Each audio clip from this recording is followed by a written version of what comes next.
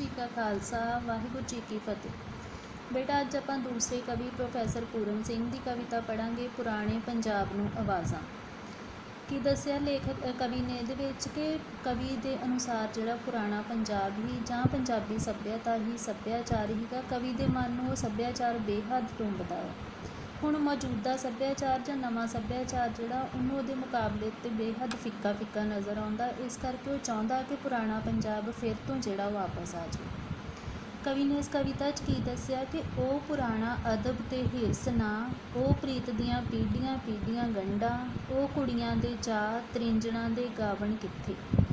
कवि दसदा कि ना तो हुण दे पंजाबी सभ्याचार दे विच लोकां च आपसी प्यार सत्कार रिहा आ, ना ही जिहड़ियां शरीके भाईचारे दीयां पीढ़ियां गंढां भाव के गूढ़ा भाईचारा जिहड़ा हीगा वो भी खत्म हो चुका है। कुड़ियां तरिंजणां च बहिंदियां ही नहीं आ, ना कुड़ियां दे मनां दे विच जिहड़ा गाउण नच्चण दा कोई चाह आ। वो शरीकां दी आब वाली गल सारी गई आई, वो खातरां ते सेवावां कुरबानियां ते जरने जिगरे ते हौसले, वो रोटियां ते महफिलां, वो डूंगी डूंगी शर्मा शराफत वो कित्थे। कवि हुण एक सवाल पैदा करदा इत्थे पुछदा है कि जिहड़ा पुराना सभ्याचार ही उहदे विच ते लोग एक दूजे वास्ते जान तक कुर्बान करन लई तैयार रहिंदे ही, एक दूसरे की मेहमान निवाजी भी बड़े चंगे तरीके नाल करदे ही, खातर करदे ही, सेवा करदे ही कि एक दूजे उत्ते कुर्बान होने तक का जिगरा जां हौसला जिहड़ा वो रखदे, इकट्ठे बह के रोटियां खांदे ही, महफिलां सजाउंदे ही, लोकां दीयां नज़रां दे विच डूंगी शर्म हजा हुंदी ही, शराफत हुंदी ही। पर ये सारियां चीज़ां जिहड़ियां वा पुराने सभ्याचार दे विच ते नज़र आउंदियां, पर नवीं सभ्यता दे विचों ये सब कुछ जिहड़ा मनफी हो गया लगदा, जिस चीज़ दा कवि नूं बेहद अफसोस है। एक पढ़े नौजवान नूं मैं पुछया, वो साडे अनपढ़ां दा पुराना गठीला अणटुट जिहा भाईचारा कित्थे। कवि हुण कहंदा कि मैं एक नौजवान ही जिहड़ा कि पढ़िया लिखिया जापदा ही, मैं उहनूं ये पुछया कि जिहड़ा साडा पुराना सभ्याचार हीगा वो कित्थे चले गया, क्योंकि उस सभ्यता दे विच बेशक असीं सारे लोग अनपढ़ सीगे पर साडा भाईचारा बेहद गठीला ही, गठिया होया ही, सांझ साडी जिहड़ी बड़ी गूढ़ी ही। हित कित्थे, प्यार कित्थे, वो साडा हस बोलना गवाच गया कित्थे। कवि कहंदा कि एक दूजे का भला लोचना, एक दूजे नाल प्यार करना, एक दूसरे नाल हस के बोलना हुण कित्तेओं भी लभदा नहीं आ, लगदा कि वो सब कुछ गवाच गया। तो सब कुछ कित्थे गवाच गया। दिल जोर मिठत कित्थे, मिलत कित्थे, वो बाहां दा माण जोर सारा। कवि कहंदा कि पुराने लोगों के जिहड़े हिरदे हीगे बेहद विशाल ही, उन्हां दे विच मिठास ही, मिलत हीगी, एक दूसरे नाल मिलना जुलना पसंद करते ही। बाहां दा जोर हीगा, जिस जोर दे सदका वो सख्त मेहनतां करते हीगे, पर वो सारा कुछ कवि नूं हुण नवें सभ्याचार दे विच दिखाई नहीं दिंदा। सस्सां दे वो समुंदरां वर्गे दिल कित्थे, नूहां धीआं दी लिहाज की सभ्यता, जवाइयां दी पुराणी मोतियां वर्गी आप कित्थे। सज विआहियां दा वो आदर भा शिंगार ते संभार कित्थे, लाड ते मुरादा। सालू कित्थे, बाग ते फुलकारियां, वो मेहंदी दा रंग सुहाग दा, वो हत्थ पैर रंगे, वो तिल्लेदार जुत्तियां। अगे कवि दसदा कि पुराने सभ्याचार दे विच सस्सां जिहड़ियां उन्हां दे दिल बड़े विशाल हीगे, समुंदरां वर्गे ही। ਨੂੰਹਾਂ ਧੀਆਂ भी जिहड़ी वो लिहाज की सभ्यता पालदियां ही, भाव कि उन्हां दे विच भी लज्जिया लिहाज शर्म नां दी कोई चीज़ हीगी, वड्डियां दा सत्कार करदियां ही। जवाई जिहड़े हीगे उन्हां दी शान मोतियां वर्गी हुंदी ही। सज विआहियां दा अज कल वो आदर भा शिंगार संभार बिल्कुल भी जिहड़ा वो दिखाई नहीं दिंदा, जो पुराने समय दे विच साडे सामने आउंदा हीगा। विआहां दा ते भाईचारे दे विच लोग जिहड़ा आदर सत्कार करदे ही, वो हुण नज़र नहीं आउंदा। सालू कित्थे, बाग ते फुलकारियां, ना तो कुड़ियां दे जां सज विआहियां दे सिरां दे उत्ते सालू दुपट्टे बाग जां फुलकारियां रहियां आ, ना ही मेहंदी दा रंग जिहड़ा कि सुहाग दी निशानी मन्निया जांदा ही, जिहदे नाल वो अपने हत्थ पैर रंगदियां ही, तिल्लेदार जुत्तियां पा के निकलदियां ही, भाव कि वो सारा सजना शिंगार करना जिहड़ा वो अजकल दिखाई नहीं दिंदा। भरावा ये पुरानी बुढ़ी जही सभ्यता दरियावां चनावां दे फेर वाली, दूरों आई दूर जांदी बरादरियां दा मिल मिल जीना कित्थे। कवि कहंदा कि वो सभ्यता जिहड़ी हीगी बेहद चंगी हीगी, पर अज दे लोकां नूं लगदा कि वो पुरानी बुढ़ी जी सभ्यता हीगी, जिहदे विच दरिया हीगे कई तरह के 5 दरिया जिहड़े उन्हां विचों एक दरिया का जिक्र किया चनाह दा। ਉਹ ਆਂਦੇ ਕਿ ਉਹ ਸੱਭਿਅਤਾ ਜਿੱਥੋਂ ਆਈ ਹੀ ਉੱਥੇ ਹੀ ਚਲੇਗੀ, ਭਾਵ ਕਿ ਇਸ ਸਮੇਂ ਦੇ ਵਿੱਚ ਉਹ ਦਿਖਾਈ ਨਹੀਂ ਦਿੰਦੀ। ਪੁਰਾਣੀ ਸੱਭਿਅਤਾ ਦੇ ਵਿੱਚ ਬਰਾਦਰੀ, ਭਾਈਚਾਰਾ, ਸ਼ਰੀਕਾ ਮੇਲ ਜੁਲ ਕੇ ਰਹਿੰਦਾ ਹੀ ਬਹਿੰਦਾ ਹੈ। ਉਹ ਸਦੀਆਂ ਦੀ ਬੋੜ ਕਿਸ ਵੱਡੀ। ਹੁਣ ਕਵੀ ਕਹਿੰਦਾ ਕਿ ਉਹ ਬੋੜ ਹੀਗਾ ਇੱਕ ਜਿਹਦੀ ਠੰਡੀ ਮਿੱਠੀ ਛਾਂ ਹੀਗੀ। ਬੋੜ ਇੱਥੇ ਕਿਹਾ ਆ ਪੁਰਾਣੀ ਸੱਭਿਅਤਾ ਨੂੰ ਜਾਂ ਪੰਜਾਬੀ ਪੁਰਾਣੇ ਸੱਭਿਆਚਾਰ ਨੂੰ। ਅਤੇ ਕਵੀ ਕਹਿੰਦਾ ਕਿ ਉਹ ਸਦੀਆਂ ਤੋਂ ਚੱਲਿਆ ਆ ਰਿਹਾ ਬੋੜ ਜਿਹੜਾ ਹੀਗਾ ਉਹ ਕਿੰਨੇ ਵੱਢ ਦਿੱਤਾ। ਉਹ ਪੁਰਾਣਾ ਪਿੱਪਲ ਕਿੱਥੇ ਉੱਡ ਗਿਆ। ਪਿੱਪਲ, ਬੋੜ ਦੋਵੇਂ ਸ਼ਬਦ ਜਿਹੜੇ ਉਹ ਪੁਰਾਣੇ ਸੱਭਿਆਚਾਰ ਲਈ ਵਰਤੇ ਆ। ਸੋ ਕਵੀ ਨੂੰ ਲੱਗਦਾ ਕਿ ਉਹ ਦੋਵੇਂ ਚੀਜ਼ਾਂ ਜਿਹੜੀਆਂ ਹੁਣ ਨਹੀਂ ਰਹੀਆਂ। ਹਵਾਈ ਝੱਖੜ ਆਇਆ ਉਹ ਕਿਸ ਗੇਰਿਆ। ਕਵੀ ਪੁੱਛਦਾ ਕਿ ਕੀ ਇਹੋ ਜਿਹੀ ਹਵਾ ਆ ਗਈ ਹੀ, ਝੱਖੜ ਤੂਫਾਨ ਆ ਗਿਆ ਹੀਗਾ ਜਾਂ ਕਿਸੇ ਨੇ ਉਹਨੂੰ ਡੇਗ ਦਿੱਤਾ ਹੈ। ਉਹ ਜੰਗਲ ਜ਼ਰੂਰ ਸੀ, ਪੁਰਾਣਾ ਦੰਦ ਕੱਢਿਆ ਗੰਭੀਰ ਸੀ, ਮੰਨਿਆ ਭਾਂਤ ਭਾਂਤ ਬੋਲੀਆਂ ਤੇ ਖਿਆਲ ਸੀ। ਅਸੀਂ ਅਣਜਾਣ ਸੇ, ਇੱਕੋ ਜਿਹੇ ਸਿੱਧੇ ਸਾਦੇ ਕੰਮ ਕਰਨ ਵਾਲੇ ਹੱਡ ਸੀ। ਕਵੀ ਕਹਿੰਦਾ ਕਿ ਪਤਾ ਆ ਮੈਨੂੰ ਕਿ ਉਹ ਜੰਗਲ ਵਰਗਾ ਹੀਗਾ, ਪੁਰਾਣਾ ਦੰਦ ਕੱਢਿਆ, ਗੰਭੀਰ ਗਹਿਰ। ਉੱਥੇ ਬੋਲੀਆਂ ਵੀ ਭਾਂਤ ਭਾਂਤ ਦੀਆਂ ਬੋਲੀਆਂ ਜਾਂਦੀਆਂ ਸੀ, ਵੱਖੋ ਵੱਖ ਕਿਸਮ ਦੇ ਸਾਡੇ ਖਿਆਲ ਸੀਗੇ। ਅਸੀਂ ਇੱਕ ਦੂਜੇ ਦੀਆਂ ਜਿਹੜੀਆਂ ਗੁੰਝਲਾਂ ਸੀ ਉਹਨਾਂ ਤੋਂ ਅਣਜਾਣ ਸੀ। ਸਾਡੇ ਮਨ ਜਿਹੜੇ ਨਿਰਛਲ, ਸਾਫ ਸੁਥਰੇ, ਸਿੱਧੇ ਸਾਦੇ ਸੀ ਅਤੇ ਸਾਡੇ ਹੱਡ ਜਿਹੜੇ ਉਹ ਕੰਮ ਕਰਨ ਵਾਲੇ ਸੀ, ਭਾਵ ਕਿ ਕੰਮ ਕਲਚਰ ਉਸ ਸਮੇਂ ਪ੍ਰਧਾਨ ਹੀਗਾ, ਮਿਹਨਤੀ ਲੋਕ ਸੀ। ਅਤੇ ਇੱਕ ਅੱਧ ਖਿਆਲ ਕੋਈ ਸੁਣਿਆ ਮੰਨਿਆ ਅਸਾਂ ਲਈ ਬਸ ਸੀ। ਕਵੀ ਕਹਿੰਦਾ ਕਿ ਜੇ ਕੋਈ ਸਾਡਾ ਬਜ਼ੁਰਗ ਸਿਆਣਾ ਸਾਨੂੰ ਕੋਈ ਗੱਲ ਕਹਿ ਦਿੰਦਾ ਸੀ ਅਤੇ ਅਸੀਂ ਉਸੇ ਗੱਲ ਨੂੰ ਸੁਣ ਕੇ ਮੰਨ ਲੈਂਦੇ ਸੀ, ਉਸੇ ਵਿੱਚ ਬਹਿੰਦੇ, ਉੱਠਦੇ, ਜੀਂਦੇ, ਜਾਗਦੇ। ਉਹ ਇੱਕ ਖਿਆਲ ਸਾਡੀ ਜਿੰਦ ਜਾਨ ਸੀ। ਅਤੇ ਵੱਡਿਆਂ ਦਾ ਕਿਹਾ ਕੋਈ ਚੰਗੀ ਗੱਲ ਜਿਹੜੀ ਉਹ ਪੱਲੇ ਬੰਨ੍ਹ ਲੈਂਦੇ ਸੀ, ਉਹਦੇ ਅਨੁਸਾਰ ਹੀ ਆਪਣੇ ਪੂਰੇ ਜੀਵਨ ਨੂੰ ਢਾਲ ਲੈਂਦੇ। ਵਪਾਰ ਅਸੀਂ ਕਰਦੇ ਸੀ ਸੁੱਚਾ ਸੁਥਰਾ, ਕਾਹਲੀ ਵਿੱਚ ਅਮੀਰ ਹੋਣ ਨੂੰ ਨਿੰਦਦੇ। ਹੁਣ ਕਵੀ ਆਪਣੇ ਸਮੇਂ ਦੀ ਜਾਂ ਪੁਰਾਣੀ ਸੱਭਿਅਤਾ ਦੀ ਗੱਲ ਕਰਦਾ ਕਿ ਜਿਹੜਾ ਅਸੀਂ ਵਪਾਰ ਕਰਦੇ ਸੀ ਉਹ ਬੇਹੱਦ ਸੁੱਚਾ ਸੁਥਰਾ ਹੁੰਦਾ ਸੀ, ਸਾਫ ਸੁਥਰਾ ਹੁੰਦਾ ਸੀ, ਕਿਸੇ ਕਿਸਮ ਦੀ ਉਹਦੇ ਵਿੱਚ ਜਿਹੜਾ ਵਾ ਉਹ ਰਲੇਵਾਂ ਨਹੀਂ ਹੁੰਦਾ। ਕਾਹਲੀ ਵਿੱਚ ਜਾਂ ਸ਼ਾਰਟਕਟ ਅਪਣਾ ਕੇ ਅਮੀਰ ਹੋਣ ਨੂੰ ਉਹ ਪੁਰਾਣੇ ਲੋਕ ਜਿਹੜੇ ਉਹ ਨਿੰਦਦੇ ਸੀ, ਸਖਤ ਮਿਹਨਤ ਕਰਨ ਵਿੱਚ ਵਿਸ਼ਵਾਸ ਰੱਖਦੇ ਸੀ। ਇੱਕ ਰੱਬੀ ਜੋੜ ਮੇਲ ਜਾਣ, ਕੁੱਲ ਦੁਨੀਆ ਦੀ ਸੇਵਾ ਕਰਦੇ। ਇਹ ਚਾਂਦੀ ਦੀਆਂ ਠੀਕਰਾਂ ਕਦੀ ਨਾ ਸਾਡਾ ਰੱਬ ਸੀ। ਅਤੇ ਕਵੀ ਕਹਿੰਦਾ ਕਿ ਪੁਰਾਣੇ ਲੋਕ ਜਿਹੜੇ ਸੀਗੇ ਉਹ ਦੁਨੀਆ ਦੇ ਵਿੱਚ ਇੱਕ ਪਰਮਾਤਮਾ ਦੀ ਜੋਤ ਸਮਝਦੇ ਸੀਗੇ, ਜਿਸ ਕਰਕੇ ਉਹ ਸਾਰੀ ਦੁਨੀਆ ਦੇ ਨਾਲ ਚੰਗੇ ਤਰੀਕੇ ਦਾ ਮਿਲਵਰਤਨ ਰੱਖਦੇ ਸੀ, ਪਿਆਰ ਨਾਲ ਰਹਿੰਦੇ ਸੀ।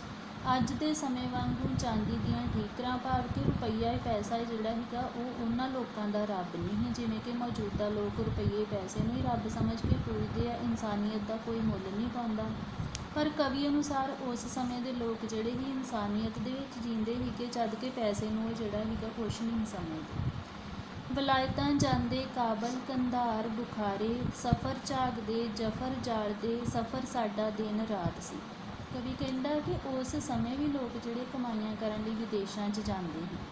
ਕਾਬਲ, ਕੰਧਾਰ, ਬੁਖਾਰਾ ਇਹ ਉਸ ਸਮੇਂ ਦੇ ਜਿਹੜੇ ਗੁਆਂਢੀ ਦੇਸ਼ ਸੀ। ਸਫ਼ਰ ਝਾਕਦੇ ਹੀ ਲੰਮਾ, ਜਫਰ ਜਾਲਦੇ, ਦੁੱਖ ਤਕਲੀਫਾਂ ਜਿਹੜੀਆਂ ਰਸਤੇ ਦੀਆਂ ਸੀਗੀਆਂ, ਕੰਮਾਂ ਕਾਰਾਂ ਦੀਆਂ ਉਹ ਸਹਿੰਦੇ ਸੀਗੇ, ਰਾਤ ਦਿਨੇ ਸਫ਼ਰਾਂ ਦੇ ਵਿੱਚ ਪੈ ਰਹਿੰਦੇ।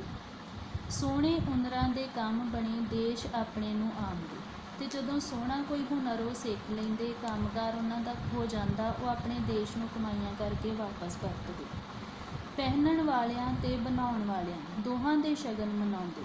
ਕਵੀ ਕਹਿੰਦਾ ਕਿ ਜਿਹੜੇ ਲੋਕ ਪਹਿਨਦੇ ਸੀਗੇ, ਮਤਲਬ ਖਾਂਦੇ ਪੀਂਦੇ ਸੀਗੇ, ਉਹਨਾਂ ਦੇ ਵੀ ਲੋਕ ਸ਼ਗਨ ਮਨਾਉਂਦੇ, ਖੁਸ਼ੀ ਮਨਾਉਂਦੇ ਸੀ। ਅਤੇ ਜਿਹੜਾ ਉਸ ਚੀਜ਼ ਨੂੰ ਬਣਾਉਂਦਾ ਸੀ, ਪੈਦਾ ਕਰਦਾ ਸੀ, ਉਸ ਦਾ ਵੀ ਸਤਿਕਾਰ ਜਿਹੜਾ ਉਹ ਬਰਾਬਰ 'ਤੇ ਹੁੰਦਾ ਸੀ।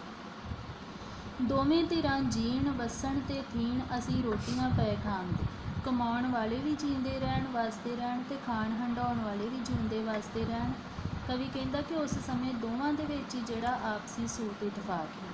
ਲੱਦੇ ਜਾਂਦੇ ਲੱਦ ਆਉਂਦੇ, ਕਿਹਾ ਸੋਹਣਾ ਉਹ ਵਪਾਰ ਸੀ। ਕਵੀ ਦੱਸਦਾ ਕਿ ਇੱਧਰੋਂ ਜਿਹੜੇ ਭਰੇ ਹੀ ਜਾਂਦੇ ਸੀਗੇ ਕਿਸੇ ਵੀ ਕਿਸਮ ਦੇ ਸਾਜੋ ਸਮਾਨ ਦੇ ਨਾਲ, ਅਤੇ ਉੱਧਰੋਂ ਵਿਦੇਸ਼ਾਂ 'ਚੋਂ ਕਮਾਈਆਂ ਕਰਕੇ ਵਾਪਸ ਆਪਣੇ ਘਰ ਨੂੰ ਵੀ ਲੱਦੇ ਹੀ ਆਉਂਦੇ।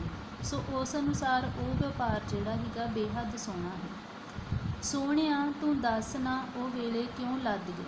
ਕਵੀ ਹੁਣ ਸੋਹਣਾ ਸ਼ਬਦ ਵਰਤਦਾ ਉਸ ਪੜ੍ਹੇ ਲਿਖੇ ਅੱਜ ਦੇ ਨੌਜਵਾਨ ਲਈ, ਅਤੇ ਉਹ ਕਹਿੰਦਾ ਕਿ ਤੂੰ ਹੀ ਦੱਸ ਕਿ ਉਹ ਸਮੇਂ ਜਿਹੜੇ ਉਹ ਲੰਘ ਕਿਉਂ ਗਏ, ਮਤਲਬ ਕਿ ਉਹ ਪੁਰਾਣਾ ਸੱਭਿਆਚਾਰ ਜਿਹੜਾ ਉਹ ਕਿੱਧਰ ਨੂੰ ਚਲੇ ਗਿਆ। ਵਹਿਮ ਸਨ ਸਾਡੇ ਠੀਕ, ਪਰ ਤੁਹਾਡੇ ਕੀ ਘੱਟ ਹਨ। ਕਵੀ ਹੁਣ ਕਹਿੰਦਾ ਕਿ ਹੁਣ ਦੇ ਨੌਜਵਾਨ ਜਾਂ ਜਿਹੜੇ ਪੜ੍ਹੇ ਲਿਖੇ ਲੋਕ ਆ ਉਹ ਪੁਰਾਣੇ ਲੋਕਾਂ ਨੂੰ ਵਹਿਮੀ ਸਮਝਦੇ। ਪਰ ਕਵੀ ਇਹ ਸਪਸ਼ਟ ਕਰਦਾ ਕਿ ਮੰਨਦੇ ਹਾਂ ਕਿ ਅਸੀਂ ਲੋਕ ਵਹਿਮੀ ਹੀਗੇ, ਸਾਡੇ ਵਹਿਮ ਜਿਹੜੇ ਉਹ ਹੈਗੇ ਹੀ। ਪਰ ਕੀ ਤੁਹਾਡੇ ਅੱਜ ਦੇ ਨੌਜਵਾਨਾਂ ਦੇ ਜਾਂ ਪੜ੍ਹੇ ਲਿਖੇ ਲੋਕਾਂ ਦੇ ਜਿਹੜੇ ਵਹਿਮ ਆ ਉਹ ਘੱਟ ਆ, ਜਾਂ ਤੁਸੀਂ ਕੀ ਘੱਟ ਵਹਿਮ ਕਰਦੇ ਜੇ? ਨਾਮ ਬਦਲੇ, ਰੂਪ ਬਦਲੇ, ਤੱਕੇ ਨੀਜ ਲਾ, ਹੈਨ ਸਭ ਉਹ ਜਿਹੇ ਵਹਿਮ ਅੱਜ ਵੀ। ਕਵੀ ਕਹਿੰਦਾ ਕਿ ਮੈਂ ਪੂਰੇ ਤਰੀਕੇ ਦੇ ਨਾਲ ਅਨਾਲਿਸਿਸ ਕਰਕੇ ਵੇਖਿਆ ਕਿ ਵਹਿਮਾਂ ਦੇ ਨਾਮ ਬਦਲ ਗਏ ਆ, ਰੂਪ ਰੰਗ ਢੰਗ ਤਰੀਕੇ ਬਦਲ ਗਏ ਆ। ਜੇ ਨੀਜ ਲਾ ਕੇ ਚੰਗੇ ਤਰੀਕੇ ਦੇ ਨਾਲ ਵੇਖਿਆ ਜਾਵੇ ਤੇ ਅੱਜ ਵੀ ਉਹੋ ਜਿਹੀ ਵਹਿਮ ਜਿਹੜੇ ਉਹ ਸਾਡੇ ਸਮਾਜ ਵਿੱਚ ਮੌਜੂਦ ਆ। ਬੇਸ਼ੱਕ ਇਹਨਾਂ ਦੇ ਨਾਮ, ਰੰਗ, ਰੂਪ ਜਾਂ ਢੰਗ ਤਰੀਕੇ ਬਦਲ ਗਏ। ਆਦਮੀ ਦੀ ਪੂਜਾ ਛੱਡੀ, ਮੰਨਿਆ ਗੁਨਾਹ ਸੀ। ਕਵੀ ਕਹਿੰਦਾ ਕਿ ਪੁਰਾਣੇ ਲੋਕ ਆਦਮੀ ਦੀ ਪੂਜਾ ਕਰਦੇ ਹੀ, ਦੇਹਧਾਰੀ ਗੁਰੂ ਜਿਹੜਾ ਹੈਗਾ ਉਹਨੂੰ ਪੂਜਦੇ ਸੀ, ਤੇ ਉਹ ਹੀ ਮੰਨਦੇ ਆ ਕਿ ਇੱਕ ਪਾਪ ਆ, ਗੁਨਾਹ ਆ, ਆਦਮੀ ਦੀ ਪੂਜਾ ਕਿਤੇ ਵੀ ਕਰਨੀ ਜਿਹੜੀ ਉਹ ਠੀਕ ਨਹੀਂ ਹੈ। ਪਰ ਠੀਕਰੀਆਂ ਦੀ ਪੂਜਾ ਅੱਜ ਦੀ ਕਥਾਈ ਦਾ ਪੁੰਨ ਸੀ। ਪਰ ਕਵੀ ਕਹਿੰਦਾ ਕਿ ਅੱਜ ਦੀ ਨੌਜਵਾਨ ਪੀੜ੍ਹੀ ਜਾਂ ਜਿਹੜੇ ਮੌਜੂਦਾ ਸੱਭਿਅਤਾ ਦੇ ਵਸਨੀਕ ਆ ਲੋਕ, ਉਹ ਕੀ ਕਰਦੇ ਆ ਕਿ ਉਹ ਠੀਕਰੀਆਂ ਦੀ ਪੂਜਾ 'ਚ ਲੱਗ ਗਏ ਆ। ਇਹ ਕਿੱਥੋਂ ਦਾ? ਉਹ ਕਹਿੰਦਾ ਕਿ ਪੁੰਨ ਹੈ। ਠੀਕਰੀਆਂ, ਪੈਸਾ, ਟਕਾ, ਬੋਤਾਂ ਦੀ ਪੂਜਾ, ਜਿੱਥੋਂ ਵੀ ਉਹਨਾਂ ਨੂੰ ਪੈਸਾ ਮੁਨਾਫਾ ਹੁੰਦਾ ਹੈ। ਸੇਵਾ ਕਰਨੀ, ਮਜ਼ਦੂਰੀ ਮੰਗਣੀ ਨਾ ਕੁਛ ਜਹਿਲ ਸੀ, ਪਰ ਮੁਰਦਿਆਂ ਦੇ ਜੇਬੇ ਫੁੱਲਣੇ, ਖਾਣ ਪੀਣ ਨੂੰ ਕਿਹੜਾ ਇਲਮ ਹੈ। ਕਵੀ ਕਹਿੰਦਾ ਕਿ ਅਸੀਂ ਸੇਵਾ ਕਰਦੇ ਹੀ, ਮਜ਼ਦੂਰੀ ਮੰਗ ਲੈਂਦੇ ਸੀਗੇ, ਪਰ ਆਂਦਾ ਕਿ ਇਹ ਕੰਮ ਬੇਸ਼ੱਕ ਔਖਾ ਹੀਗਾ। ਮਤਲਬ ਸੇਵਾ ਪਾਣੀ ਕਰਕੇ ਜੋ ਸਾਡੇ ਕੋਲ ਆਉਂਦਾ ਸੀ ਉਹੀ ਖਾਣ ਪੀਣ ਦੇ ਵਿੱਚ ਜਿਹੜਾ ਵਿਸ਼ਵਾਸ ਰੱਖਦੇ ਸੀ। ਪਰ ਅੱਜ ਦੇ ਲੋਕ ਕੀ ਕਰਦੇ ਆ ਕਿ ਮੁਰਦਿਆਂ ਤੱਕ ਲਾਸ਼ਾਂ ਦੇ ਵੀ ਜੇਬਾਂ ਫੋਲ ਕੇ ਤੇ ਆਪਣੇ ਵਾਸਤੇ ਜੋ ਉਹਦੀਆਂ ਲਾਸ਼ਾਂ ਦੀਆਂ ਜੇਬਾਂ 'ਚੋਂ ਨਿਕਲਦਾ ਆ ਉਹ ਵੀ ਫੜ ਕੇ ਆਪਣੀ ਜੇਬ 'ਚ ਪਾ ਲੈਂਦੇ। ਹੁਣ ਕਵੀ ਕਹਿੰਦਾ ਕਿ ਇਹ ਕਿੱਧਰ ਦਾ ਇਲਮ ਆ ਜਾਂ ਇਹ ਕਿੱਧਰ ਦੀ ਵਡਿਆਈ ਆ ਕਿ ਤੁਸੀਂ ਮੁਰਦਿਆਂ ਦੀਆਂ ਵੀ ਜੇਬਾਂ ਫੋਲਣੋਂ ਗੁਰੇਜ਼ ਜਿਹੜਾ ਉਹ ਨਹੀਂ ਕਰਨਾ। ਬੇਸ਼ੱਕ ਉਹ ਆਪਣੇ ਸਮੇਂ ਦੀ ਵੀ ਗੱਲ ਕਰਦਾ ਕਿ ਲੋਕ ਮਜ਼ਦੂਰੀ ਜਿਹੜੀ ਉਹ ਮੰਗਦੇ ਨਹੀਂ ਸੀ, ਕੁਛ ਔਖਾ ਕੰਮ ਲੱਗਦਾ ਸੀਗਾ ਉਹਨਾਂ ਨੂੰ, ਪਰ ਅਸੀਂ ਇੰਜ ਨਹੀਂ ਕਰਦੇ ਕਿ ਮੁਰਦਿਆਂ ਦੀਆਂ ਹੀ ਜੇਬਾਂ ਜਿਹੜੀਆਂ ਫੋਲੀਏ। ਇੱਥੋਂ ਤੱਕ ਉਹ ਲੋਕ ਗਿਰੇ ਹੋਏ ਨਹੀਂ ਸੀ। ਅਸੀਂ ਗਰੀਬ ਸਾਂ, ਸੰਤੋਖ ਸਾਡਾ ਕਾਤਲ ਜ਼ਹਿਰ ਸੀ। ਕਵੀ ਕਹਿੰਦਾ ਕਿ ਬੇਸ਼ੱਕ ਅਸੀਂ ਪੁਰਾਣੀ ਸੱਭਿਅਤਾ ਦੇ ਲੋਕ ਜਿਹੜੇ ਉਹ ਗਰੀਬ ਹਾਂ, ਪਰ ਅਸੀਂ ਇਸ ਪੱਖੋਂ ਅਮੀਰ ਹਾਂ ਕਿਉਂਕਿ ਸਾਡੇ ਵਿੱਚ ਸਬਰ, ਸੰਤੋਖ ਨਾਂ ਦੀ ਚੀਜ਼ ਹੈ। ਕੂੜ ਪਾਪ ਕਰ ਅਮੀਰ ਹੋਣਾ, ਵਹਿਲਾ ਵਹਿਲਾ ਇਹ ਬੇਸਬਰੀ ਕਦ ਅੰਮ੍ਰਿਤ ਬਣੀ ਸੀ। ਤੇ ਕਵੀ ਦੱਸਦਾ ਕਿ ਅਸੀਂ ਗਰੀਬ ਜ਼ਰੂਰ ਹਾਂ, ਪਰ ਸੰਤੋਖ ਦੇ ਵਿੱਚ, ਸਬਰ ਦੇ ਵਿੱਚ ਸੰਤੋਖ ਨਾਲ ਜੀਵਨ ਜਿਹੜਾ ਉਹ ਬਤੀਤ ਕਰਦੇ ਸੀ। ਝੂਠ ਬੋਲ ਕੇ, ਪਾਪ ਕਰ ਕਰਕੇ ਅਮੀਰ ਹੋਣ ਨੂੰ ਹੀ ਜਿਹੜਾ ਕਦੀ ਵੀ ਅੰਮ੍ਰਿਤ ਨਹੀਂ ਸਮਝਦੇ, ਭਾਵ ਕਿ ਪਾਪ ਕਰਕੇ ਅਮੀਰ ਹੋਣਾ ਸਾਡੀ ਫਿਤਰਤ 'ਚ ਸ਼ਾਮਿਲ ਨਹੀਂ ਸੀ। ਸੋਹਣਿਆਂ ਦੱਸ ਨਾ ਉਹ ਵੇਲੇ ਕਿੱਧਰ ਲੰਘ ਗਏ, ਉਹ ਪਿੱਪਲਾਂ ਦੇ ਪੱਤਿਆਂ ਦੀ ਝੂਮ ਝੂਮ ਜਿਹੜੀ ਸਾਡੇ ਗੂੰਗੇ ਦਿਲਾਂ ਨੂੰ ਗਲੂੰਦਰਦੀ ਸੀ, ਉਹ ਖੜਕਦੇ ਕਿਉਂ ਨਿੰਮੋ ਝੂਣ ਹੋ ਅੱਜ। ਕੋਈ ਨਾਚ ਉਹਨਾਂ ਦਾ ਨਾ ਹੁਣ ਦੇਖਣੇ ਆਉਂਦਾ, ਕਿ ਅੰਦਰ ਦੀ ਖੁਸ਼ੀ ਸਾਰੀ ਮਰ ਗਈ। ਕਵੀ ਫਿਰ ਤੋਂ ਉਸ ਨੌਜਵਾਨ ਨੂੰ ਪ੍ਰਸ਼ਨ ਪੁੱਛਦਾ ਕਿ ਸੋਹਣਿਆ ਤੂੰ ਦੱਸ ਕਿ ਉਹ ਸਮੇਂ ਜਿਹੜੇ ਪੁਰਾਣੇ ਸੀਗੇ ਉਹ ਕਿੱਧਰ ਨੂੰ ਲੰਘ ਗਏ। ਪਿੱਪਲਾਂ ਦੇ ਪੱਤਿਆਂ ਦਾ ਝੂਮਣਾ ਜਿਹੜਾ ਉਹ ਕਿੱਥੇ ਚਲੇ ਗਿਆ। ਜਦ ਕਿ ਪਿੱਪਲਾਂ ਦੇ ਪੱਤਿਆਂ ਦੇ ਝੂਮਣ ਦੇ ਨਾਲ ਜਿਹੜੇ ਸੀਗੇ ਸਾਡੇ ਦਿਲ ਜਿਹੜੇ ਵਲੂੰਦਰੇ ਜਾਂਦੇ ਸੀ, ਉਹ ਅੱਜ ਜਿਹੜੇ ਜੇ ਖੜਕਦੇ ਵੀ ਆ, ਝੂਮਦੇ ਵੀ ਆ, ਤੇ ਉਹ ਉਦਾਸ ਕਿਉਂ ਆ, ਨਿੰਮੋ ਝੂਣ ਕਿਉਂ ਆ। ਕੋਈ ਵੀ ਨਾਚ ਉਹਨਾਂ ਦਾ ਸੁਣਦਾ ਨਹੀਂ ਆ, ਵੇਖਣ ਨਹੀਂ ਆਉਂਦਾ, ਭਾਵ ਕਿ ਕੁਦਰਤ ਦਾ ਆਨੰਦ ਮਾਣਨ ਵਾਸਤੇ ਅੱਜ ਕੋਈ ਵੀ ਮਨੁੱਖ ਜਿਹੜਾ ਬਾਹਰ ਨਹੀਂ ਆਉਂਦਾ। ਕਿ ਸਾਰੀ ਮਨੁੱਖਤਾ ਦੇ ਅੰਦਰ ਦੀ ਖੁਸ਼ੀ ਜਿਹੜੀ ਉਹ ਮਰ ਗਈ ਆ ਕਿ ਲੋਕ ਜਿਹੜੇ ਉਹ ਕੁਦਰਤ ਦੇ ਵਿੱਚ ਆਉਣਾ ਪਸੰਦ ਨਹੀਂ ਕਰਦੇ। ਭੱਠ ਪਈ ਅੱਜ ਦੀ ਸੱਭਿਅਤਾ, ਜਿਹੜੀ ਦੌੜਦੀ ਹੱਫਦੀ, ਦੌੜ ਦੌੜ ਆਰਾਮ ਚਾਹੇ ਲੈਣਾ, ਇੱਕੋ ਵਾਰੀ ਇੱਕੋ ਦਿਨ ਦੋਹਾਂ ਹੱਥਾਂ ਨਾਲ। ਕਵੀ ਕੀ ਕਹਿੰਦਾ ਕਿ ਸਾਡੇ ਜਿਹੜੇ ਪੁਰਾਣੀ ਸੱਭਿਅਤਾ ਦੇ ਲੋਕ ਸੀਗੇ ਉਹ ਨਿੱਕੀਆਂ ਮੋਟੀਆਂ ਚੀਜ਼ਾਂ ਵਿੱਚੋਂ ਵੀ ਖੁਸ਼ੀ ਲੱਭਦੇ ਸੀ, ਖੁਸ਼ ਹੋ ਜਾਂਦੇ ਸੀ ਤੇ ਸਬਰ ਸੰਤੋਖ ਭਰਿਆ ਜੀਵਨ ਬਤੀਤ ਕਰਦੇ ਸੀ। ਪਰ ਅੱਜ ਲੱਗਦਾ ਕਿ ਮਨੁੱਖ ਦੇ ਅੰਦਰ ਦੀ ਜਿਹੜੀ ਉਹ ਸਾਰੀ ਖੁਸ਼ੀ ਮਰ ਚੁੱਕੀ ਆ, ਭਾਵੇਂ ਕਿ ਉਹਦੇ ਕੋਲ ਸਾਰੀਆਂ ਜਿਹੜੀਆਂ ਪਦਾਰਥਿਕ ਚੀਜ਼ਾਂ ਵਾ ਉਹ ਮੌਜੂਦ ਆ, ਪਰ ਅੰਦਰ ਉਹਦੇ ਖੁਸ਼ ਨਹੀਂ ਆ। ਸੋ ਕਵੀ ਫਿਰ ਕੀ ਕਹਿੰਦਾ ਕਿ ਭੱਠ ਪਈ ਅੱਜ ਦੀ ਸੱਭਿਅਤਾ, ਕਿ ਇਹੋ ਜਿਹੀ ਮੌਜੂਦਾ ਜਿਹੜੀ ਨਵੀਂ ਸੱਭਿਅਤਾ ਵਾ ਉਹ ਭੱਠੇ 'ਚ ਪੈ ਜਾਵੇ, ਜਿਹੜੀ ਦੌੜਦੀ ਹੱਫਦੀ, ਦੌੜ ਦੌੜ ਆਰਾਮ ਚਾਹੇ ਲੈਣਾ। ਕਿ ਜਿਹੜੀ ਪਦਾਰਥਕ ਚੀਜ਼ਾਂ ਦੇ ਪਿੱਛੇ ਅਮੀਰ ਹੋਣ ਦੀ ਲੋਚਾ ਦੇ ਵਿੱਚ ਦੌੜੀ ਫਿਰਦੀ ਆ, ਹੱਫ ਜਾਂਦੀ ਆ, ਥੱਕ ਜਾਂਦੀ ਆ, ਦੌੜ ਦੌੜ ਕੇ ਆਰਾਮ ਕਰਨਾ ਚਾਹੁੰਦੀ ਆ, ਇੱਕੋ ਵਾਰੀ ਇੱਕੋ ਦਿਨ ਦੋਹਾਂ ਹੱਥਾਂ ਨਾਲ। ਅਤੇ ਉਹ ਚਾਹੁੰਦੇ ਆ ਕਿ ਇੱਕੋ ਵਾਰੀ ਦੋਹਾਂ ਹੱਥਾਂ ਦੇ ਨਾਲ ਸਾਡੇ ਹੱਥ ਵਿੱਚ ਸਾਰਾ ਕੁਝ ਆ ਜਾਵੇ। ਸੋ ਇਹ ਅਮੀਰ ਹੋਣ ਦੀ ਲਾਲਸਾ ਜਿਹੜੀ ਆ ਉਸੇ ਨੇ ਦੁਨੀਆ ਨੂੰ ਭਜਾਇਆ ਆ। ਇਸ ਕਰਕੇ ਉਹਨੂੰ ਲੱਗਦਾ ਕਿ ਮੌਜੂਦਾ ਸੱਭਿਅਤਾ ਜਿਹੜੀ ਉਹ ਪਦਾਰਥਵਾਦੀ ਦੌੜ ਵਿੱਚ ਸ਼ਾਮਿਲ ਹੋਣ ਵਾਲੀ ਆ, ਜਦ ਕਿ ਪੁਰਾਣੀ ਸੱਭਿਅਤਾ ਜਿਹੜੀ ਸੀ ਕਿ ਉਹ ਸਬਰ ਸੰਤੋਖ ਭਰਿਆ ਜੀਵਨ ਬਤੀਤ ਕਰਦੀ ਹੈ।